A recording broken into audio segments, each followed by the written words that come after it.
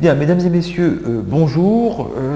Nous abordons ce premier cours sur la systématisation du système nerveux central, sur l'étude des grandes voies et des grandes fonctions du système nerveux central, en décrivant aujourd'hui les principes des voies de la sensibilité. Alors les voies de la sensibilité représentent des voies ascendantes, c'est-à-dire qu'il s'agit de courants nerveux qui partent de la périphérie et qui vont se porter de la périphérie vers le névrax, vers le système nerveux. Alors, si nous représentons une vue latérale ici du système nerveux central, vous reconnaissez le cerveau avec notamment en avant le lobe frontal, le sillon central, le sillon latéral, ici vous avez le lobe pariétal et en arrière le lobe occipital. Plaçons ici le sillon pariéto-occipital. Sous le cerveau, le tronc cérébral que nous représentons avec alors un peu décalé vers le bas par rapport à la réalité, mais ça c'est pour les besoins pédagogiques, avec donc le pont, la moelle allongée, puis le cervelet en arrière, que vous reconnaissez avec ses sillons caractéristiques, et vers le bas, eh bien, nous avons la moelle spinale dont nous représentons ici un segment que nous interrompons à ce niveau. Alors, ces voies de la sensibilité vont projeter des stimulus captés de la périphérie vers le système nerveux central. Les origines de ces voies, de façon générale, peuvent être de trois types. Vous avez d'abord l'enveloppe extérieure, c'est-à-dire le revêtement cutané auquel nous devons placer, auquel nous devons rajouter quelques annexes, comme par exemple les poils, dont on sait qu'ils sont associés à des capteurs de la sensibilité. Vous avez ici un petit exemplaire de l'épiderme, du derme et de l'hypoderme avec un poil. Donc, première origine, la peau, traduisant l'origine d'une sensibilité qui provient de l'extérieur. On parlera de sensibilité extéroceptive. Nous avons ensuite une deuxième origine qui va, lui, correspondre à la sensibilité musculaire, à la sensibilité ostéo-articulaire que nous pouvons représenter par au choix une articulation comme l'articulation du genou. Il s'agit ici de voies de la sensibilité qui prennent leur origine au niveau de capteurs qui sont situés dans les capsules articulaires, dans les tendons, dans les ligaments des grandes articulations. Il s'agira ici d'une sensibilité que l'on appellera la sensibilité proprioceptive. Enfin, nous avons un dernier type de sensibilité.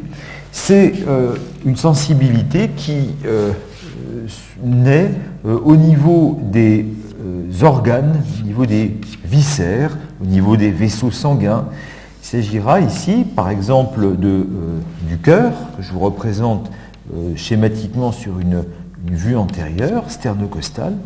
Cette sensibilité rentrera dans le cadre de ce que l'on appellera la sensibilité viscérale ou sensibilité interoceptive pour sensibilité interne. Sensibilité viscérale ou sensibilité interoceptive. Donc les voies de la sensibilité interoceptive. Les voies de la sensibilité, si on les prend de façon globale avant d'en détailler les fonctionnements de chacune d'entre elles, eh bien on peut les différencier en fonction de leur origine. Externe, extéroceptive. Ostéo-articulaire, capsulaire, ligamentaire, c'est la sensibilité proprioceptive. Et la sensibilité des viscères, sensibilité viscérale, sensibilité interoceptive. Ça, c'était un premier point dans les grandes définitions. Deuxième point, ces voies de la sensibilité qui vont donc relier l'ensemble du corps au système nerveux central, elles peuvent avoir, après avoir 3 origines différentes, elles peuvent avoir 2 types de terminaisons différentes. Et ces 2 types de terminaisons vont déterminer le fait qu'une voie de la sensibilité ou qu'un type de sensibilité est conscient ou inconscient. Les voies de la sensibilité qui vont aboutir au niveau du cortex cérébral.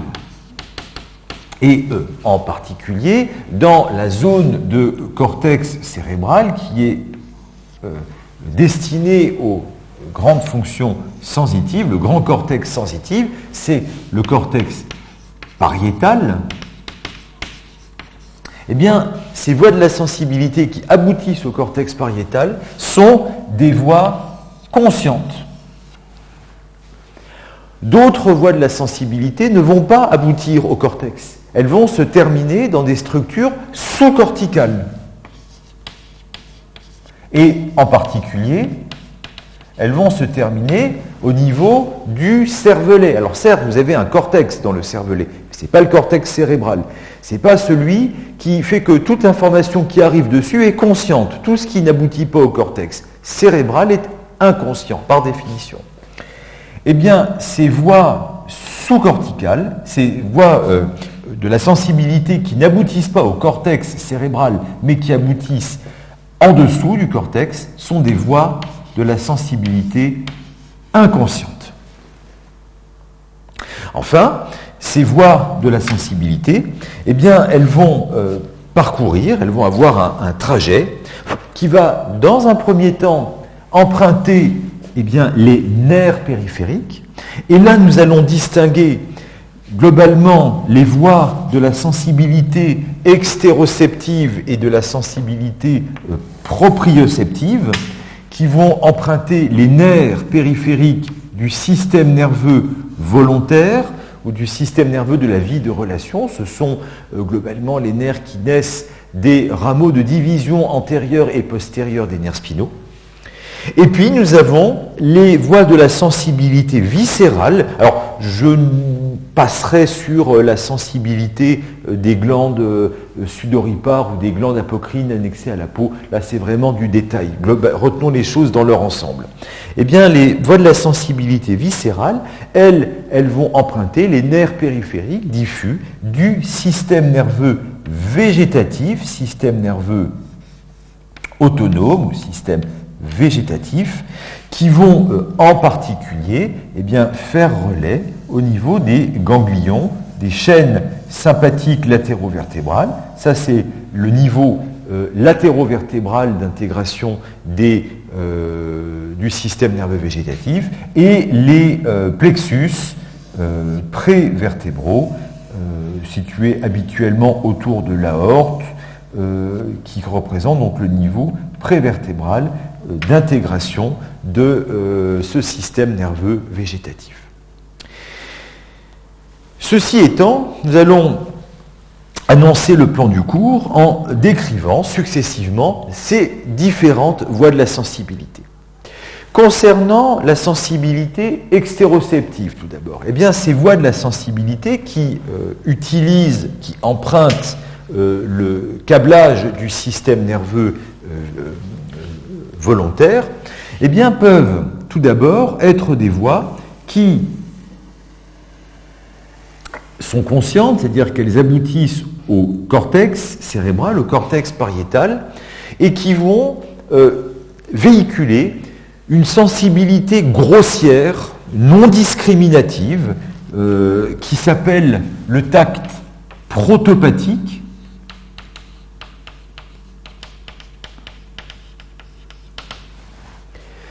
Ça, c'est le fait que vous sentez quelque chose, mais vous n'êtes pas capable de finement déterminer ce que vous sentez avec la peau. Et elles vont également, ces voies, véhiculer la sensibilité à la douleur et à la température. C'est la sensibilité thermoalgique ou thermoalgésique. Cette voie s'appelle la voie spinothalamique. Nous avons également un autre type de voie dans le système nerveux central qui, lui, toujours faisant partie des voies de la sensibilité consciente, aboutissant donc au lobe pariétal, vont transporter une sensibilité fine, une sensibilité discriminative. C'est ce que l'on appelle le tact épicritique. Cette voie est la voie du cordon postérieur, qui, un peu plus haut dans le névrax, formera ce que l'on appelle le lemnisque médial. Il est intéressant de savoir que cette voie lemniscale va également recueillir une sensibilité d'origine articulaire. Et en particulier, il s'agira de la sensibilité proprioceptive consciente. Parce qu'effectivement, une partie des voies de la sensibilité profonde, proprioceptive, aboutit à une projection corticale. Vous savez, par exemple, quel est le degré de flexion de vos genoux. Vous en avez conscience. Ça, c'est de la proprioception consciente. Et la proprioception consciente, emprunte les mêmes voies que la sensibilité du tact épicritique. Vous avez, à côté de cette sensibilité proprioceptive consciente, une sensibilité proprioceptive inconsciente. Et cette proprioception inconsciente, comme son nom l'indique, et vous l'avez évidemment parfaitement compris, elle va se projeter non pas sur le cerveau, sur le cortex cérébral, mais elle va se projeter au niveau du cortex cérébelleux. Ce sont ce que l'on appelle les voies spino-cérébelleuses. Voies spino-cérébelleuses.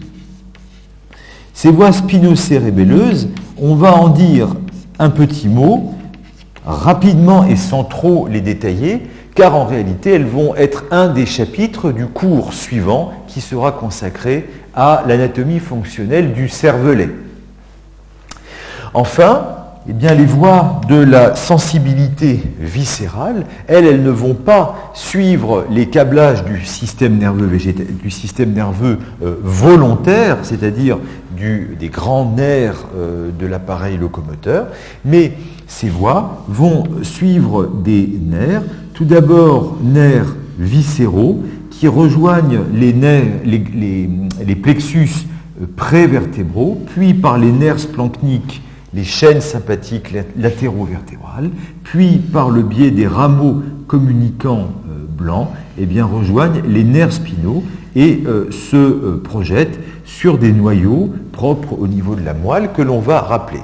Mais ces voies de la sensibilité viscérale, qui, vous le voyez, sont diffuses, et les nerfs viscéraux sont dans l'adventice des artères, sont indissécables. En revanche, lorsque ces voies arrivent vers le névrax, elles vont avoir des projections. Elles vont avoir des projections, ce que l'on peut schématiser comme ceci, de manière un peu schématique, comme ça, un peu grossier, mais elles vont avoir des projections collatérales sur les voies de la sensibilité extéroceptive. Et c'est la raison pour laquelle des pathologies qui concernent les viscères donneront des douleurs que le patient pourra projeter sur son enveloppe cutanée. C'est bien entendu comme ça que vous avez conscience d'avoir un problème viscéral. Quand vous avez mal à l'abdomen, quand vous avez une cholécystite, vous ne dites pas « j'ai mal à la vésicule », non, vous dites « j'ai mal à la peau », à un endroit bien particulier. Et c'est ce point sur lequel nous reviendrons un instant à la fin du cours, point important, car il permet de comprendre une partie de la sémiologie qui vous sera enseignée un peu plus tard. Nous allons donc successivement étudier les voies de la sensibilité extéroceptive, en démarrant par la voie spinothalamique, puis la voie du cordon postérieur et du lemnisque médial. Puis nous étudierons les voies de la sensibilité proprioceptive inconsciente, puisque les voies de la proprioception consciente sont communes avec celles du tact épicritique. Et enfin, nous dirons un mot sur les voies de la sensibilité viscérale, élément que nous avions déjà évoqué, si vous vous rappelez bien, dans le cours d'anatomie de généralité sur le système nerveux central que nous avions étudié lors du premier semestre. Alors nous allons maintenant aborder l'anatomie des voies donc de la sensibilité extéroceptive, et pour cela je vous propose de construire un schéma de systématisation. Donc il ne s'agit pas ici d'une vue anatomique réaliste, il s'agit d'un schéma qui est à la frontière entre l'anatomie et la physiologie, l'objectif étant de vous faire comprendre le principe de fonctionnement de ces voies et de vous en donner les principales applications cliniques et thérapeutiques. Sur ce schéma de systématisation, nous allons raisonner sur une coupe de type coupe frontale, avec vers le bas un segment de la moelle spinale, puis je vous propose de placer un segment de moelle allongée, la ligne médiane est représentée ici, puis donc moelle spinale, la limite moelle spinale, moelle allongée, puis nous avons le pont qui forme cette protubérance annulaire étalée au niveau de la face antérieure du tronc cérébral, et le mésencéphale qui se place au-dessus. Vers le haut de la coupe va se placer le corps calleux, qui représente donc la principale commissure interhémisphérique, et au-dessus du corps calleux apparaît ici le cerveau, qui est représenté donc en coupe frontale avec la fissure interhémisphérique, le sillon du cingulum, et nous faisons passer cette coupe de façon à ce qu'elle passe en plein lobe pariétal, puisque c'est le lobe où vont se projeter les voies de la sensibilité consciente. Le sillon latéral vient ici masquer le lobe de l'insula, et nous plaçons ici le lobe temporal, voilà, que nous plaçons dans la continuité, c'est un peu artificiel, avec le mésencéphale.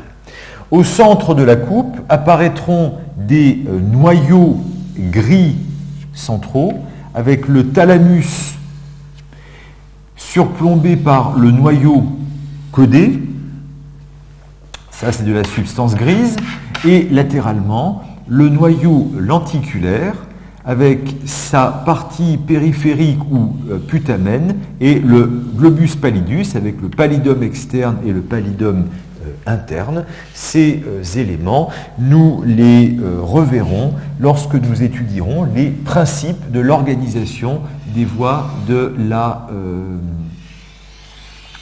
motricité. Je place ici le cortex cérébral, ne pas oublier que l'écorce cérébrale, c'est de la substance grise, donc il faut la représenter avec une certaine épaisseur, et ainsi nous avons placé les éléments qui vont nous permettre, qui vont être suffisants pour nous permettre de comprendre comment s'organisent ces voies de la sensibilité. À côté de cette coupe frontale, nous allons placer un segment de moelle spinale,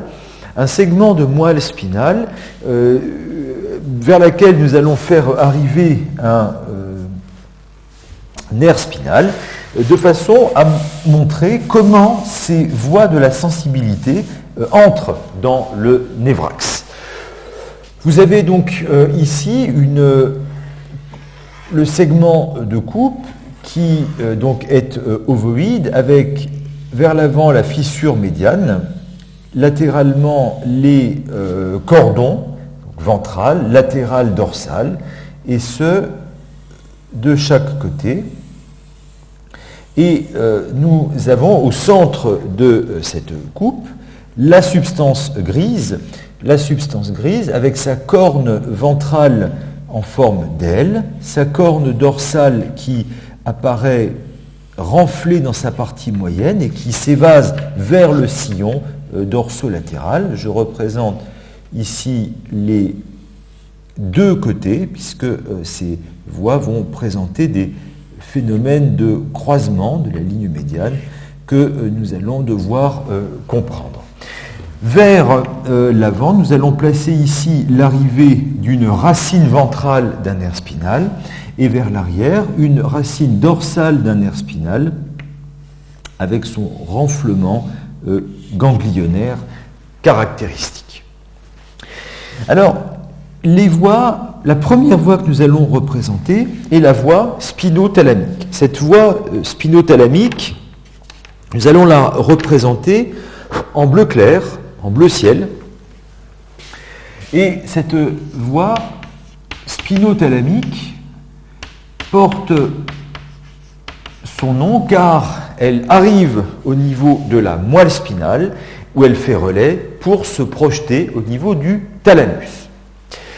Cette voie naît au niveau de la peau, au niveau de l'enveloppe cutanée, au niveau de capteurs, dont certains sont sensibles à la pression, d'autres sensibles à la chaleur, d'autres sensibles au contact. Et à partir de ces capteurs sensitifs, le premier neurone de cette voie spinothalamique va envoyer sa fibre afférente, sa dendrite, qui va cheminer dans les nerfs périphériques. Cette dendrite va remonter le long des nerfs périphériques de l'extrémité jusque vers la moelle, passer dans les plexus le cas échéant, et arriver dans un nerf spinal, puis va vers l'arrière s'engager dans la racine dorsale du nerf spinal où nous la retrouvons ici. C'est dans le ganglion spinal que le corps cellulaire de ce premier neurone, de ce protoneurone, va se placer. Il s'agit d'un neurone en T, puisqu'il a la forme de la lettre T majuscule, et de ce corps cellulaire va partir une fibre efférente, c'est-à-dire l'axone, qui va prolonger son trajet de la périphérie vers le centre, s'engager dans la moelle par le sillon dorsolatéral pour venir faire relais au niveau de neurones qui se situent au niveau de la tête de la corne postérieure de la moelle. À cet endroit-là va se faire la synapse entre le protoneurone et le deutoneurone, donc ça c'est le neurone numéro 1, entre le protoneurone et le deutoneurone, c'est-à-dire le neurone numéro 2. Ce deutoneurone présente son corps cellulaire dans la corne postérieure de la substance grise de la moelle. La substance grise, c'est des corps cellulaires du neurone. Ben voilà comment ça se passe. Et ce neurone va lui-même envoyer une fibre efférente, c'est-à-dire un axone, qui à chaque nerf spinal, c'est-à-dire à chaque myélomère, va croiser la ligne médiane devant ou derrière le canal de l'épindyme pour venir se placer au niveau de la jonction entre la corne ventrale et la corne dorsale de la moelle spinale de l'autre côté et venir former un faisceau, un tractus, qui va donc remonter le long du névrax à la jonction entre le cordon ventral et le cordon latéral. Ce faisceau a été décrit à la fin du XIXe siècle par Degerine, qui lui prêtait une forme en croissant sur une coupe horizontale. Ce tractus spinothalamique va s'organiser selon une somatotopie, c'est-à-dire que les fibres nerveuses ne s'organisent pas au hasard, mais elles se classent en réalité par ordre d'arrivée dans la moelle. C'est-à-dire que les premières, de haut en bas, selon la moelle spinale, eh bien, les premières fibres qui arrivent se placent latéralement, et plus, à chaque étage que l'on remonte, eh bien, les fibres viennent s'empiler, ce qui bien que si l'on réalise ici une vue agrandie du faisceau ou tractus spinothalamique, eh bien, on aura les fibres de la partie sacrée de la moelle qui seront les plus latérales, puis les fibres lombales ou lombaires, puis les fibres thoraciques, et enfin les fibres de la partie cervicale de la moelle qui vont, une fois qu'on aura vraiment remonté tout le nébrax, eh bien, se retrouver les plus médiales, les plus axiales, et ceci du fait de la décussation à chaque étage. Ce faisceau ou tractus spinothalamique va alors monter dans la moelle au niveau de la jonction entre le cordon ventral et le cordon latéral. Nous allons ainsi le retrouver maintenant sur notre coupe frontale. Il remonte, traversant toute la moelle, puis traversant la moelle allongée, puis traversant le pont, puis traversant le mésencéphale, pour venir alors se projeter sur un des noyaux du thalamus, c'est le noyau ventrolatéral postérieur du thalamus, où va se trouver le troisième neurone, donc ça c'est le neurone numéro 2, et où va se trouver le troisième neurone, c'est le neurone thalamo-cortical, à partir duquel, eh bien, l'information de la sensibilité protopathique ou de la sensibilité thermoalgésique va venir se projeter sur le cortex pariétal et va, par conséquent, devenir consciente. Ça, c'est le troisième neurone, le neurone thalamo-cortical.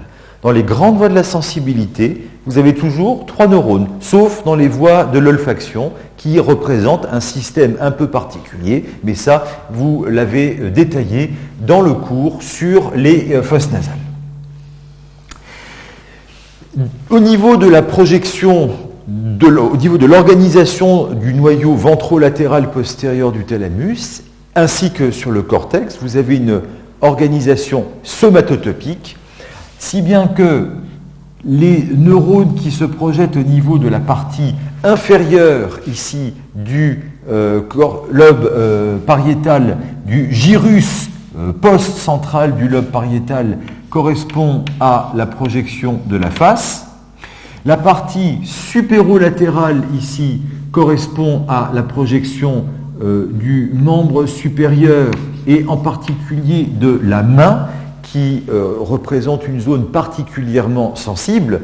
Et ensuite, vous avez le sommet de la partie supérieure, si vous voulez, du gyrus post-central et la partie du gyrus post-central visible au niveau de la face médiale du cerveau, au-dessus du sillon du cingulum, qui correspondent aux membres inférieurs, avec à la partie toute basse de la zone du membre inférieur, juste au-dessus du sillon du cingulum, la projection des organes génitaux externes.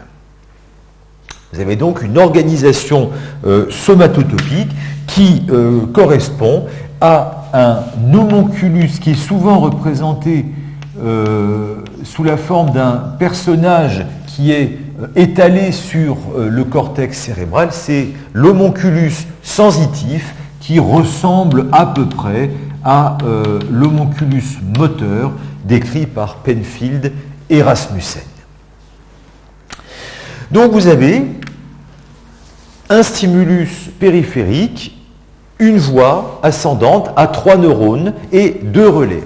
Ces 2 relais correspondent à 2 zones de régulation des informations douloureuses. Régulation qui font qu'un stimulus, par exemple la perception d'une température, peut d'un côté être une perception thermique, de l'autre une douleur. Il y a un seuil. Ces 2 relais eh bien, sont d'abord la corne postérieure de la moelle, au niveau d'un système qu'on appelle le gate control, le contrôle de la porte, gate control, qui relève de plusieurs éléments. D'abord de la succession d'interneurones qui se relaient au niveau d'une partie bien précise de la corne postérieure de la moelle que je ne vous détaille pas ici, que les physiologistes vous détailleront, et également par des projections collatérales d'autres voies que l'on va voir dans un instant et qui ont un effet bloquant, un effet inhibiteur sur le deuxième neurone de cette voie spinothalamique, permettant, en dessous d'un certain seuil, de bloquer l'information douloureuse. Le deuxième niveau, c'est le noyau latéral ventral postérieur du thalamus, où vous pouvez avoir des anomalies, en particulier dans les infarctus profonds qui concernent le thalamus, et bien des destructions de cette projection thalamo-corticale qui peut envoyer des informations algiques erronées sur le cortex. C'est ce que l'on appelle l'hyperpathie de Head, l'hyperpathie de Head,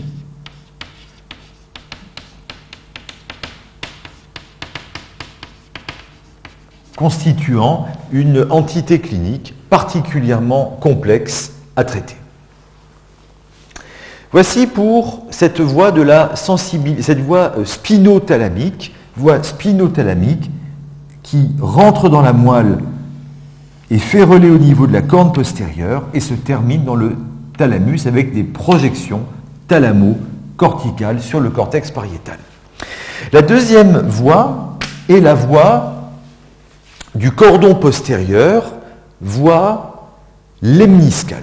Il s'agit d'une voie qui est alimentée par deux origines, cutanées, avec la conduction de la sensibilité fine, de la sensibilité discriminative, celle que l'on explore par la manœuvre du pic-touche, où vous stimulez avec une ou deux petites pointes la pulpe du patient et qui doit savoir s'il sent une ou deux stimulations.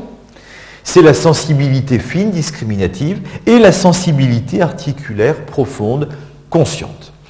Cette voie naît donc en périphérie et va être véhiculée dans les nerfs périphériques du système nerveux volontaire, remontant les nerfs, remontant leur arborisation, aboutissant à un nerf spinal, puis arrivant au niveau de la racine dorsale du nerf spinal, où va se placer le corps cellulaire du neurone dans le ganglion spinal. À noter que la fibre qui véhicule cette voie est une fibre très myélinisée, plus myélinisée que la fibre précédente, ce qui occasionne une vitesse de conduction dans cette voie plus rapide que dans la voie spinothalamique. L'axone de ce premier neurone, ce protoneurone, va prolonger son trajet dans la corne dorsale de la moelle, dans laquelle il va rentrer, mais cette fibre ne va pas s'articuler avec un neurone au niveau de la moelle. Elle va venir se placer dans le cordon dorsal de la moelle, d'où le nom de voie cordonale postérieure, et elle va alors remonter tout du long de la moelle spinale. Et là aussi, il va y avoir une somatotopie, et les fibres de cette voie vont effectivement se placer. Si on représente ici un agrandi du cordon postérieur, avec ici la naissance, l'arrivée de la racine dorsale du nerf spinal, eh bien, le cordon postérieur sera rempli de chaque côté de la ligne médiane par les fibres d'origine sacrée, puis, quand on remonte un petit peu le névrax, les fibres lombaires, puis les fibres thoraciques, et enfin, la partie la plus latérale du cordon dorsal sera constituée par les fibres d'origine cervicale. Et d'ailleurs, ces fibres vont être tellement nombreuses et elles vont tellement renfler le cordon dorsal de la moelle qu'à la partie haute de la moelle, celui-ci va apparaître subdivisé, formant les cordons graciles et cunéiformes, aboutissant tout à fait en haut, au niveau de la face postérieure de la moelle allongée, au tubercule gracile et cunéiforme que nous avions étudié dans le cours sur la morphologie du système nerveux central. À noter que là où les voies de la sensibilité spinothalamique décussent, donc croisent la ligne médiane à chaque étage, les voies de la sensibilité du lemnisque médial ne croisent pas tout de suite. Et donc la voie du cordon dorsal va remonter le long du névrax du même côté, et c'est ainsi que l'on va pouvoir retrouver cette voie cordonale postérieure qui va remonter, donc on va là, ici j'ai mon schéma qui se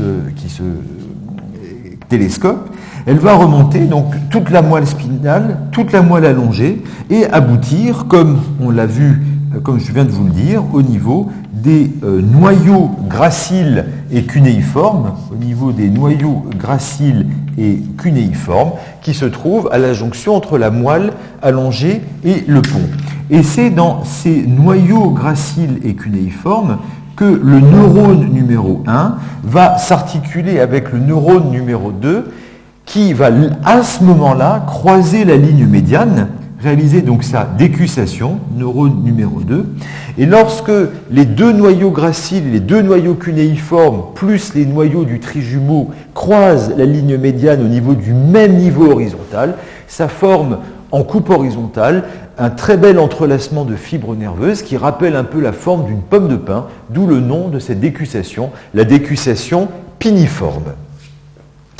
À partir de cette décussation, les fibres nerveuses qui prolongent cette voie du cordon postérieur vont former un ruban de fibres nerveuses qui vont se placer en dedans de la voie précédente. Or, ruban en latin se dit lemniscus, et effectivement, eh bien, cette voie va constituer ce que l'on appelle le lemnisque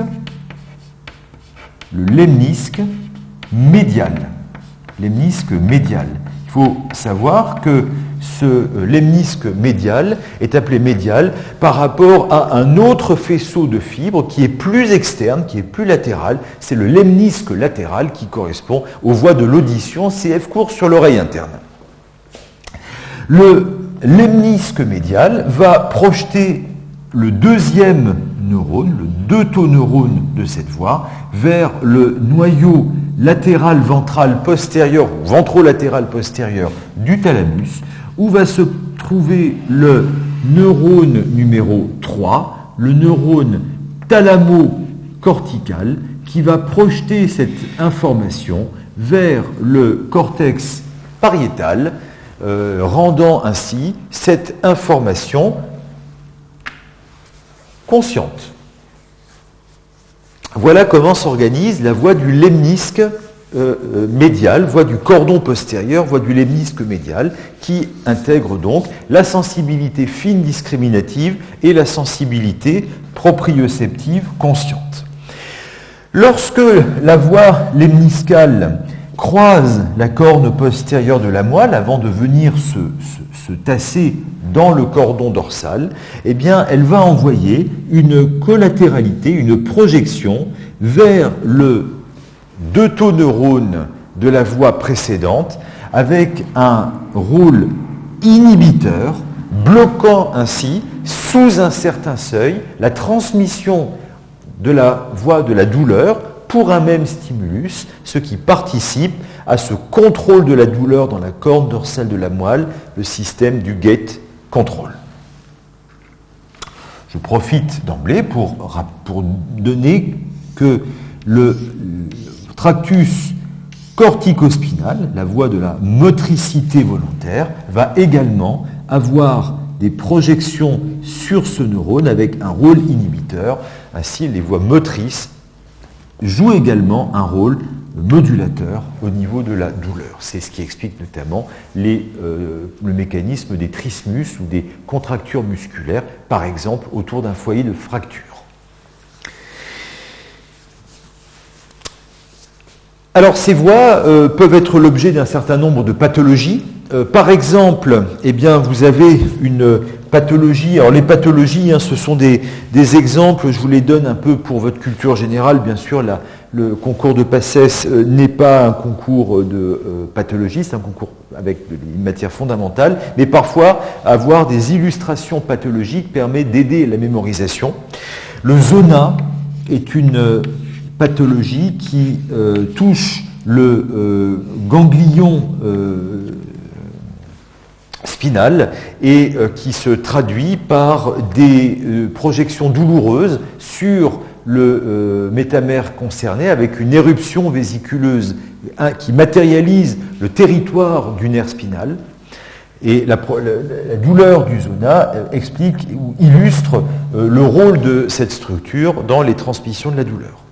Vous avez également des anomalies de la moelle avec des dilatations pathologiques du canal de l'épindyme qui peuvent venir comprimer les fibres du deutoneurone de la voie spinothalamique lorsque celle-ci croise la ligne médiane. Ça, c'est ce que l'on appelle la syringomyélie. Et dans cette pathologie, eh bien, vous avez une interruption des voies de la douleur et du tact protopathique, alors que les voies de la sensibilité fine, discriminative, et de la proprioception consciente, elles, ne sont pas altérées. C'est ce que l'on appelle une sensibilité dissociée.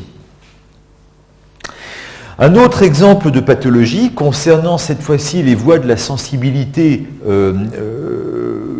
épicritique, c'est la destruction du cordon dorsal de la moelle, c'est le syndrome cordonal postérieur que l'on observe dans les localisations médulaires de la neurosyphilis, pathologie infectieuse qui est aujourd'hui facilement traitée par les antibiotiques, mais qui a causé des ravages avant l'avènement des antibiotiques, avec différents essais de thérapeutique, notamment par le mercure. On se demande si le traitement à l'époque n'était pas pire que la cause.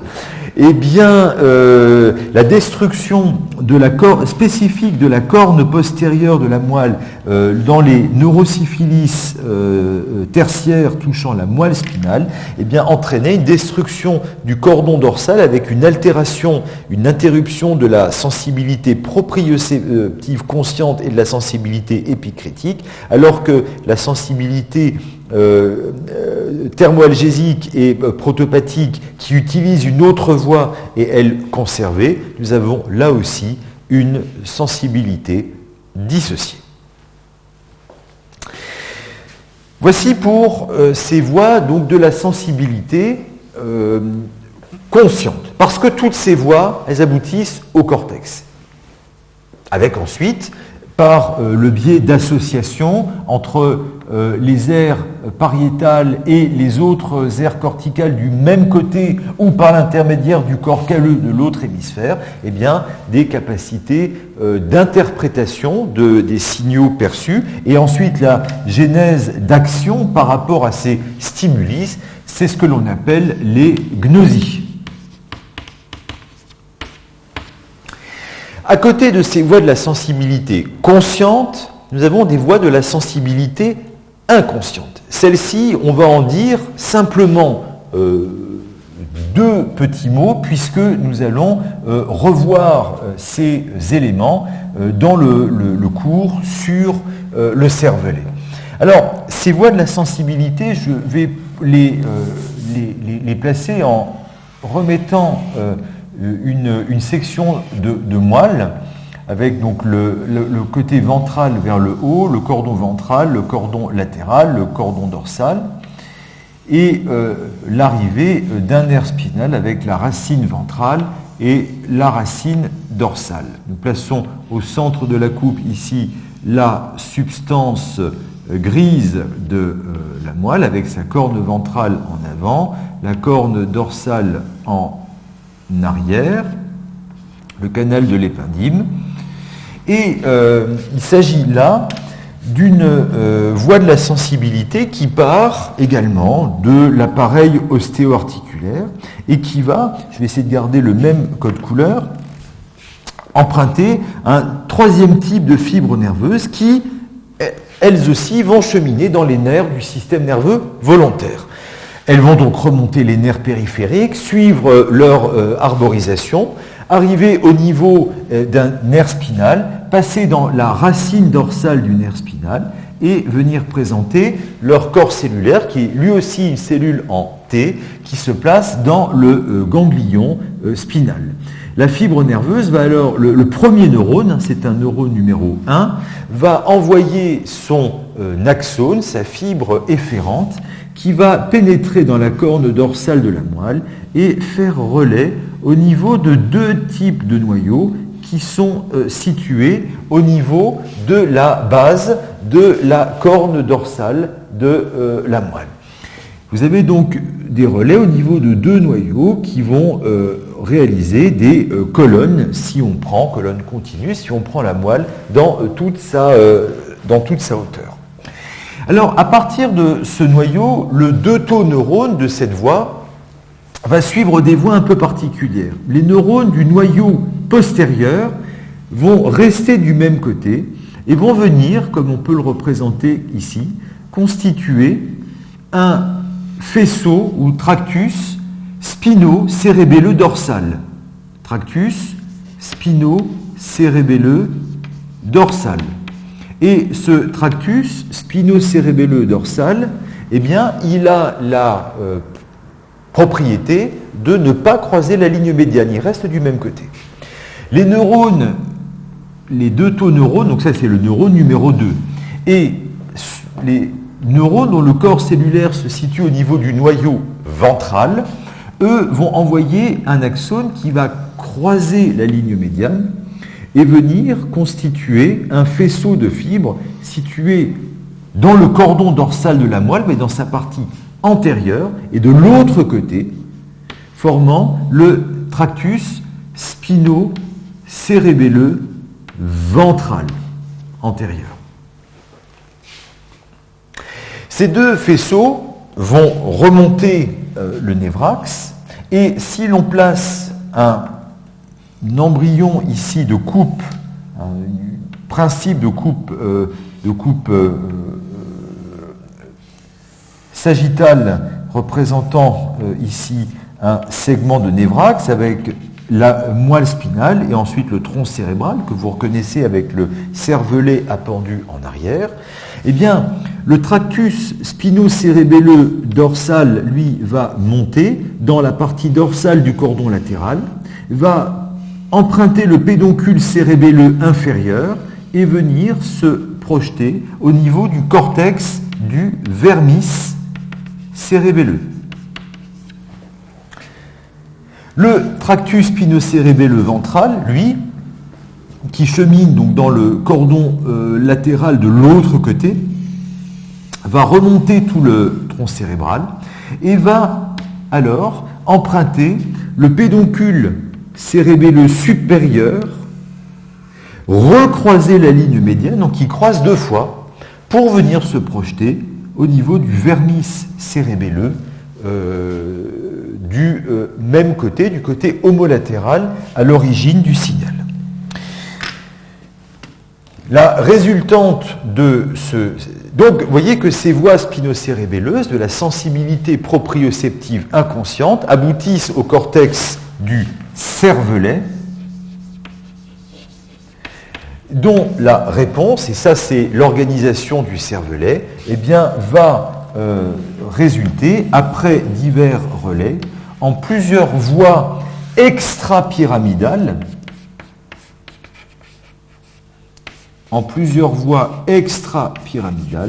qui vont moduler l'activité des motoneurones, des cornes antérieures de la moelle, en rapport avec un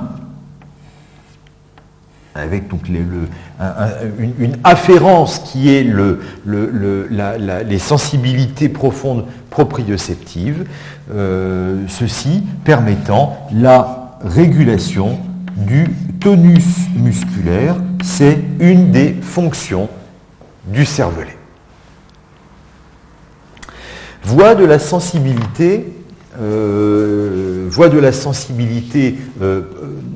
proprioceptive inconsciente, avec une résultante, c'est dans les syndromes cérébelleux,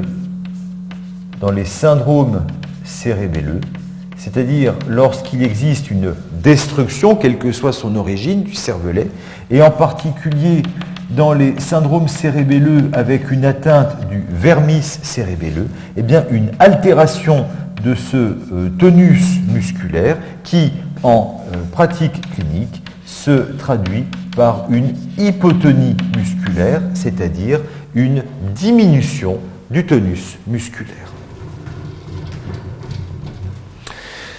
Enfin, et pour terminer, un mot sur la dernière grande fonction la dernière grande voie de la sensibilité. Et cette dernière fonction, c'est les voies de la sensibilité viscérale et le principe des douleurs projetées. Voie de la sensibilité viscérale. Pourquoi est-ce que c'est important de connaître les principes de l'organisation de la sensibilité viscérale? Eh bien, parce que en pratique clinique, eh bien, les atteintes viscérales ne font pas mal, si vous voulez, à un organe, mais la douleur va se projeter au niveau de la paroi, va se projeter au niveau de la peau, et c'est ce point précis qu'il convient d'expliciter. Alors, si on représente ici une coupe horizontale de la moelle spinale, avec ici l'arrivée d'une racine ventrale de nerf spinal, et ici une racine dorsale de nerf spinal, avec le ganglion spinal, les deux racines se rejoignant pour venir constituer le nerf spinal. Voici le nerf spinal qui va ensuite donner des rameaux ventraux et dorsaux, les rameaux ventraux constituant en particulier les plexus.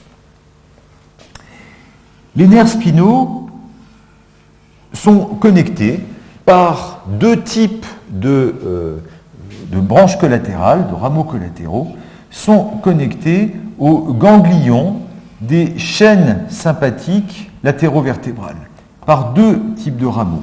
Des rameaux communicants blancs, c'est ceux qui vont nous intéresser au premier chef aujourd'hui, et des rameaux communicants gris, que je place ici pour ne pas les oublier, mais qui ne vont pas nous intéresser particulièrement. Je représente ici un deuxième ganglion réuni au ganglion précédent par une chaîne interganglionnaire, peu importe. Ces ganglions des chaînes sympathiques latérovertébrales vont eux-mêmes être reliés aux ganglions prévertébraux, aux plexus prévertébraux, qui, pour l'essentiel d'entre eux, sont situés autour de l'aorte. Je place ici un segment d'aorte avec une artère qui va partir et qui va aller donner la vascularisation d'un viscère, peu importe quel viscère, c'est vrai, quel que soit l'organe concerné.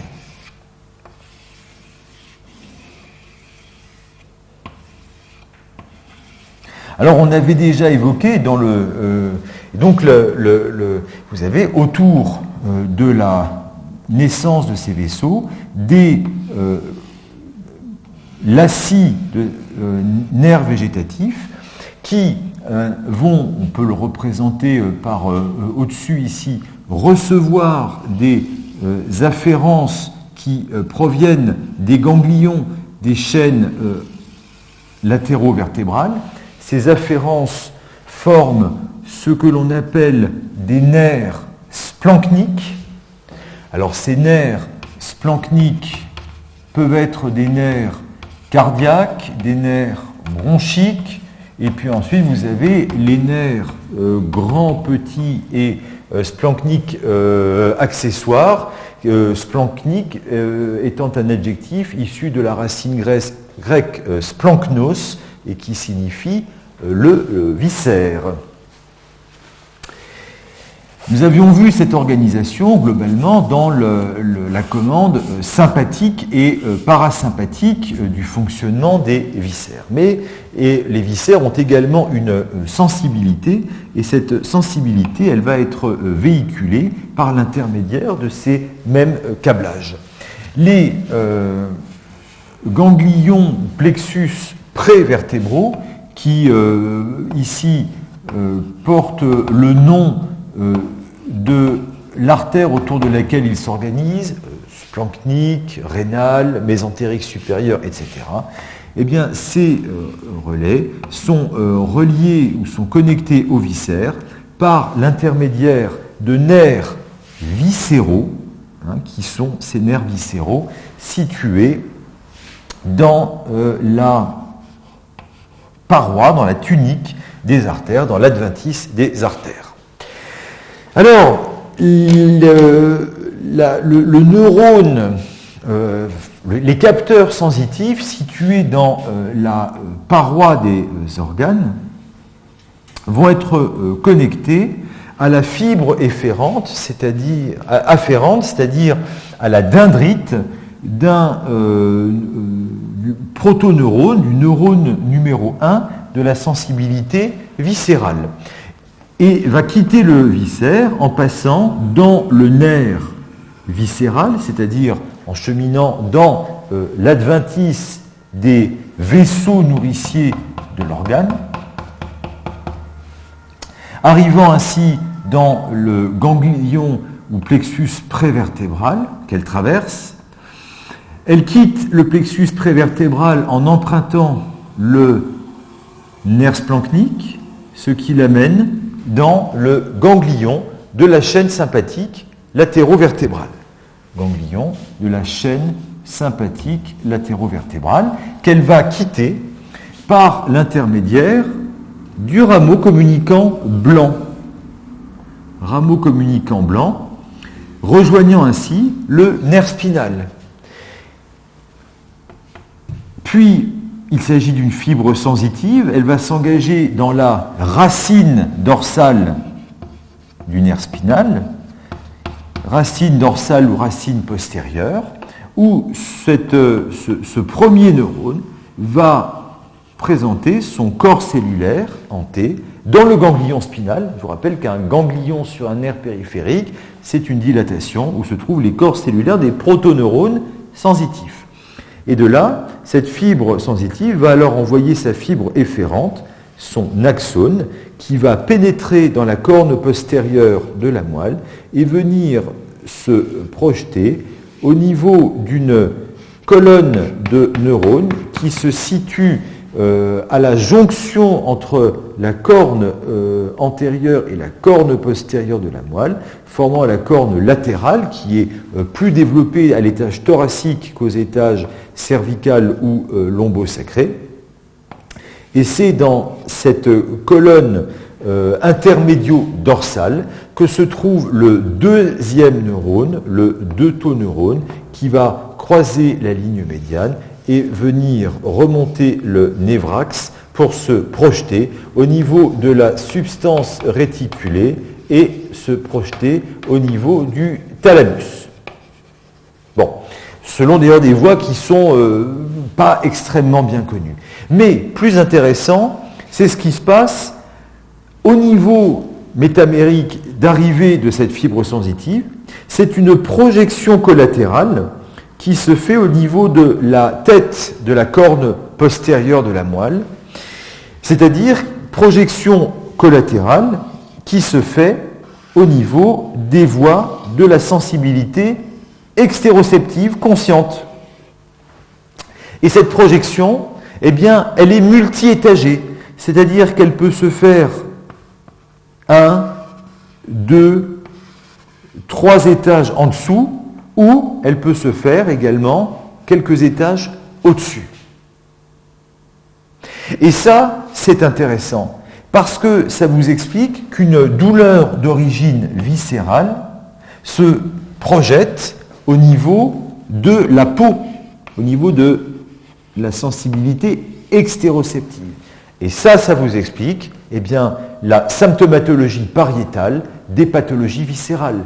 Par exemple, l'infarctus du myocarde qui se traduit par une douleur projetée au niveau de la face interne du bras gauche, de la moitié gauche du cou et de la moitié gauche de la mandibule.